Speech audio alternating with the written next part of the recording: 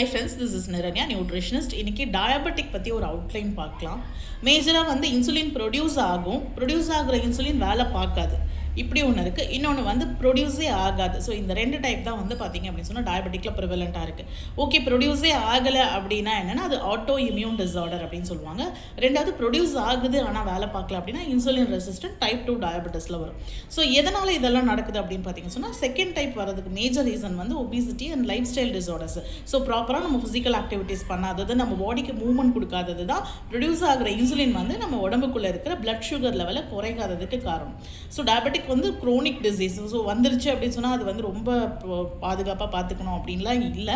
நம்ம வந்து ஒன்ஸ் வந்துருச்சு அப்படின்னு சொன்னால் அவேராக இருக்கிறது நல்லது. ஏன்னா அந்த லெவல் எப்போ வேணும்னாலும் தாண்டி போகலாம் அப்படின்றது தான். இதோட சிம்டம்ஸ் எப்படி தெரியும் அப்படின்னு பார்த்தீங்கன்னா அதிகமாக வந்து ஸ்வெட்டிங் ஆகிறது, நைட்டில் யூரினேஷன் அதிகமாகிறது, தர்ஸ்ட் அதிகமாக இருக்கிறது, அடிக்கடி ஃபெட்டிக், டயர்ட்னஸ், இதெல்லாமே தான் வந்து இதோட சிம்டம்ஸ்.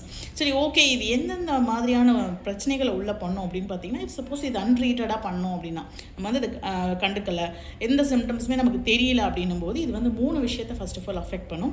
ஃபர்ஸ்ட்டு நர்வ்ஸை டேமேஜ் பண்ணும், அது வந்து நியூரோபதி அப்படின்னு சொல்லுவாங்க.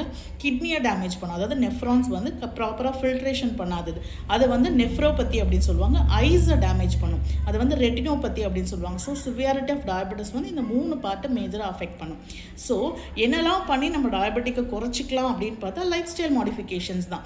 ஏர்லி மார்னிங் எந்திரிக்கிறது, மெடிடேஷன் பண்ணுறது, எக்ஸசைஸ் பண்ணுறது, ப்ராப்பராக வந்து பாடிக்கு ஒரு ஃபிசிக்கல் ஆக்டிவிட்டி கொடுக்குறது, இது எல்லாமே வந்து பார்த்திங்க அப்படின்னு சொன்னால் நாட் ஒன்லி ஃபார் டயபெட்டிக், கம்ப்ளீட்டாக நம்மளுடைய உடம்பை வந்து ஆரோக்கியமாக வச்சுக்கிறதுக்கும், எக்ஸசைஸ் பேட்டர்ன்ஸ் வந்து நம்ம உடம்புக்குள்ளே ஸ்வெட் ஆகிறதுக்கும், நல்லா ஸ்வெட் ஆகும்போது என்ன ஆகும்னு பார்த்தீங்கன்னா சொன்னால் நமக்கு தேவையான ஹார்மோன்ஸ் வந்து சுரக்கிற ஹார்மோன்ஸ் வந்து அதோட வேலைகளை சரிவர பார்க்கும். ஸோ இதுக்காக தான் அந்த வேலையெல்லாம் செய்யணும். ஸோ இது எல்லாமே நம்ம ப்ராப்பராக ஆர்கனைஸ் பண்ணிக்கிட்டு இருக்கும்போது ஆட்டோமேட்டிக்காக டயபெட்டிக் லெவல்